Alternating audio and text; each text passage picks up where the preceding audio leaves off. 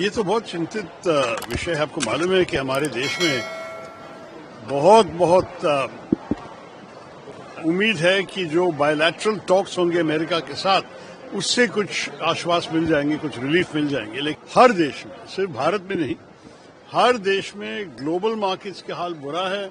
आपने जैसे कहा प्राइसेस भी बढ़ते जा रहे हैं। ट्रंप साहब का टैरिफ्स का मतलब कोई समझा नहीं कि इसका क्या लॉजिक में किया है, क्योंकि अमेरिकन स्टॉक मार्केट भी बहुत बुरी तरह से, मेरे ख्याल में $2 ट्रिलियन खो गए हैं करीब 2 दिन। हर देश पे ये असर हो रहा है। मेरे ख्याल में we'll just have to bear it. ये तो नहीं है कि हमारे देश अकेला कुछ कर सकें जो कोई और ना कर सकेंगे। ये तो बहुत चिंतित विषय है। आपको मालूम है कि हमारे देश में बहुत उम्मीद है कि जो बायलैटरल टॉक्स होंगे अमेरिका के साथ उससे कुछ आश्वास मिल जाएंगे, कुछ रिलीफ मिल जाएंगे। लेकिन अभी के लिए शॉर्ट टर्म में तो ये तो काफी नेगेटिव खबर है। हर देश में, सिर्फ भारत में नहीं, हर देश में ग्लोबल मार्केट्स का हाल बुरा है। आपने जैसे कहा प्राइसेस भी बढ़ते जा रहे हैं और ट्रंप साहब का टैरिफ्स का मतलब कोई समझा नहीं कि इसका क्या लॉजिक में किया है, क्योंकि अमेरिकन स्टॉक मार्केट भी बहुत बुरी तरह से, मेरे ख्याल में $2 ट्रिलियन खो गए हैं करीब 2 दिन में। तो ये तो जब हर देश पे ये असर हो रहा है, मेरे ख्याल में we'll just have to bear it. ये तो नहीं है कि हमारे देश अकेला कुछ कर सकें जो कोई और ना कर सकेंगे। लेकिन it certainly seems that some countries will go into recession. We were better off because we had a 5.4% growth, and therefore it may come down, but it may not go into recession.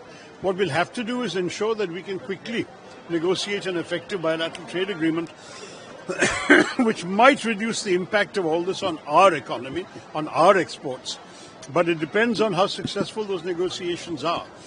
Some countries which are also exporting similar goods to America have had higher tariffs imposed upon them, and that might be a difference we could leverage to our advantage. But we'll have to see. At this stage, it's impossible to tell.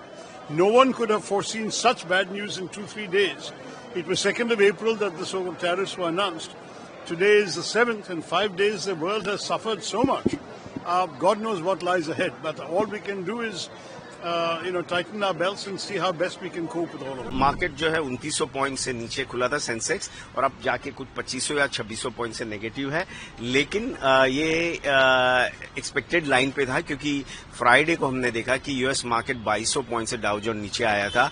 वहां पे S&P भी नीचे था, नास्डेक भी नीचे था, और इसलिए ये उम्मीद लगाई, ये लोगों को पता था कि जब मंडे को एशियन मार्केट्स खुलेंगे तो वो नीचे ही खुलेंगे with a huge gap down, और वही हो रहा है। रीजन यही है कि जब फ्राइडे को चाइना ने रिटेलिएटरी मेजर्स लिए और उन्होंने भी यूएस इंपोर्ट पे टैरिफ लगा दिए 34, उतना ही टैरिफ जितना कि यूएस ने लगाया, और उस वजह से अब इन्वेस्टर्स को लगता है कि this is going to be a full blown tariff war, trade war rather, और वो इन्वेस्टर्स जानते हैं कि ट्रेड वॉर में कोई विनर नहीं होता है, और ओवरऑल ग्लोबल इकोनॉमी पे इसका नेगेटिव इम्पैक्ट आएगा, इन्फ्लेशनरी रहेगा, यानी हर चीज जो मार्केट के लिए खराब है वो हो सकती है, और उस वजह से आज मार्केट डाउन है। आने वाले दिनों में आप कैसे देखिएगा? देखिए, जितना जल्दी ये रिजॉल्व होता है उतना ही ये अच्छा रहेगा। अब ये तो बड़ी मैटर है, जियोपॉलिटिक्स भी इसमें इन्वॉल्व है, तो it is beyond one imagination के कैसे रिजॉल्व होगा, लेकिन उम्मीद रखते हैं कि हो जाएगा। अगर बात करें इन्वेस्टर की, तो इन्वेस्टर को क्या करना चाहिए? देखिए, निवेशकों को तो यही है कि अच्छे शेयर्स में जहां पे उनके पास निवेश करने के लिए पैसा है वो 2 या 3 साल के लिए निवेश करे, अच्छी कंपनियों में निवेश करे, क्योंकि अभी थोड़ी सी फेयर वैल्यूएशंस पे काम हो रहा है। आज का जब मार्केट्स खुली हैं तो जापान नीचे फ्रीज था, कोरिया नीचे फ्रीज था, हांगकांग जो है 10% नीचे था। तो उस हिसाब से अगर कंपैरेटिव देंगे तो हमारी मार्केटें कम डाउन बंद हुई हैं, चल रही हैं।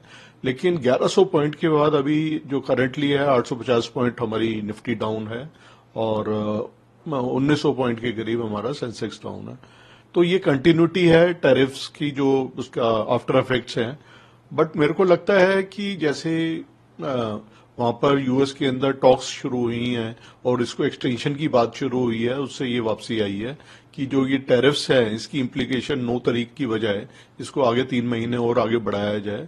तो मेरे को लगता है नेगोशिएशंस होंगे वर्ल्ड वाइड, और क्योंकि इससे पूरी वर्ल्ड इकोनॉमी के अंदर फर्क आएगा जो ये टैरिफ्स आए हैं। तो वो सारी पॉजिटिव ही लगती है, बट ये पीरियड जो है काफी वॉलेटाइल पीरियड है।